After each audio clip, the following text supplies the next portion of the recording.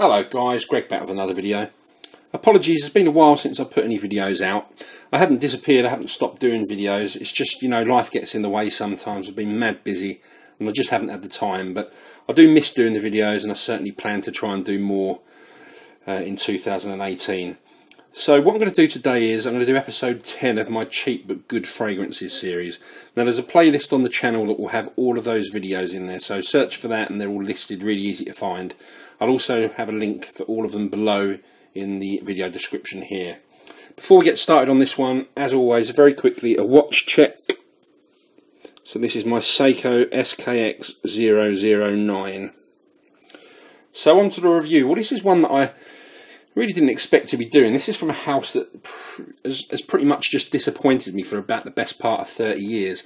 Since Cool Water was released, there's nothing from this house that has grabbed my attention until this one came along.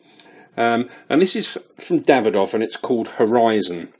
Now, it's not the most groundbreaking fragrance. It's not completely different to anything you've ever smelt before.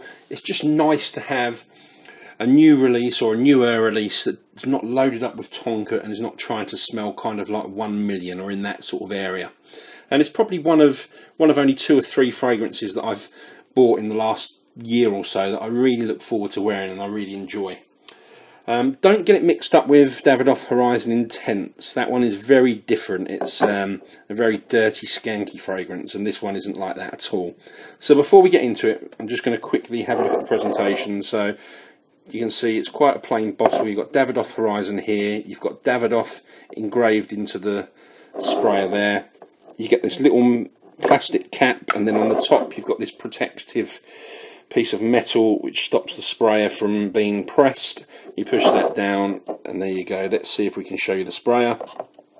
Not sure how well you can see that, but it is a pretty good sprayer. So quite a simple presentation, nothing much to say about that. So what do we get from this one? Well, this fragrance contains 2 of my favourite notes, and that's ginger and pepper. And when I say pepper, don't think of pepper like what you put on your food.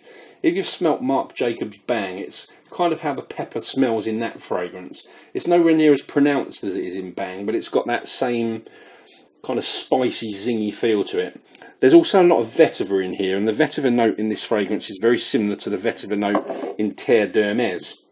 And then you get a mix of grapefruit and ginger that's got a slight resemblance to Bleu de Chanel. Now, don't get me wrong, the fragrance doesn't smell like any of those 3 fragrances that I've mentioned. You know, overall, it's not in any way, you know, smelling like them. There's just stages and phases that have notes in there that create similarities, that's all. Now, another key feature to this fragrance, to my nose, is rosemary. If you're not sure what rosemary smells like, YSL's Rive Gauche has rosemary in the top notes, and it's quite a similar kind of smell that this one gives off. Again, it's not a similar smelling fragrance, but the use of that rosemary note in both fragrances is quite similar. And it's hard to describe, but I would say the best way to describe it is as camphorous. So if I run through the stages of this one, it starts out with that ginger and the rosemary, but the main note at the top of here is grapefruit, and it's a pretty strong, kind of sharp grapefruit note. But I also get the pepper in here right from the very start. Although it's listed as being the heart note, it hits me straight away. So you kind of get a full-on blast of 4 notes at the top of here. You get grapefruit, ginger, pepper and rosemary straight from the start. And then it develops and goes into kind of that woody spiciness. You get a very smooth cedar coming through, and then you get lots of different spices, and it's kind of hard to pinpoint what the spices are, but it is a very mild, pleasant spiciness, and you get more and more of that pepper coming through as the fragrance develops. The base in here is all about vetiver. Pretty much what you're going to get after a few hours is just vetiver, but it's a really nice vetiver note. So if I was going to describe the fragrance and kind of sum it up, I'd say it's zingy, clean, fresh, spicy and masculine. It's just one of those fragrances that you'd smell on someone and you'd think, wow, they smell really nice, really clean and fresh. If you're a guy sort of around 30 or over the age of 30 and you just want to smell good, you want something pleasing, you're not worried about it being groundbreaking, it's definitely a fragrance that you should try. Don't think that, you know, this is from Davidoff and it's going to be another dud from that house. This one really is a good fragrance. If you're looking for something completely different and groundbreaking, this one may not be the one for you.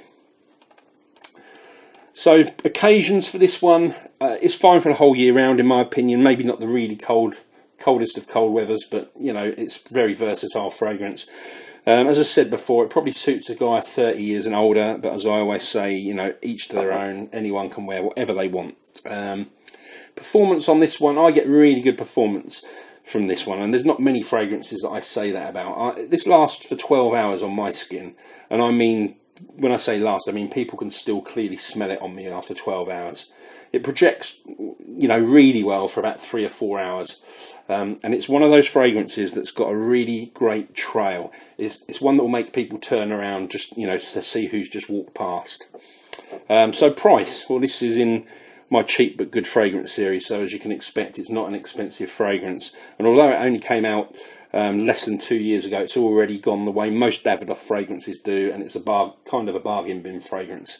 So in the UK, for the 75ml bottle, you really shouldn't be paying more than about £25, and for the 125ml bottle, you shouldn't really be paying more than around £40, and that would be the same, you know, relative cost, I would imagine, in Europe, North America, and elsewhere in the world.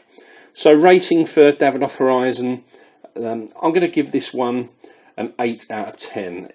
As I said, I really do like it. It's not groundbreaking, but it's just clean, fresh. It's pleasing to the nose. It performs well. So I think 8 out of 10 is a fair score for this one. So there you go, guys. That's just a quick review of Horizon from Davidoff.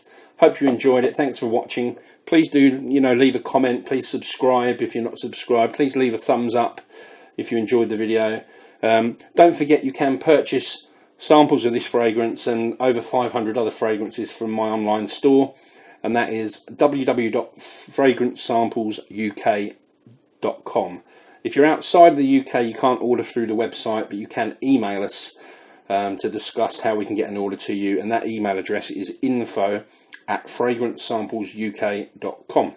So thanks again, guys, and I will see you soon with another video. Cheers.